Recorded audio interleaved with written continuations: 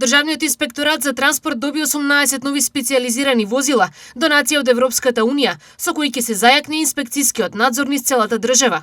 Вице-премиерот и министер за транспорт и врски Александар Николовски истакна дека новите возила ќе овозможат подобра контрола на товарниот и патничкиот сообраќај, вклучително и проверка на прекумерна тежина кај камионите, превоз на опасни материи и безбедноста на автобускиот превоз. Со овие 16 специјално опремени патнички моторни возила и 2 специјално опремени патнички моторни возила за следење, како и едно специјално адаптирано комбе кое што ќе треба да е како контролен центар за овие 18 возила, целосно ќе може инспекторатот да заврши својата работа, што ќе значи повеќе безбедност на патиштата, ќе значи побрз и поефикасен инспекцијски надзор,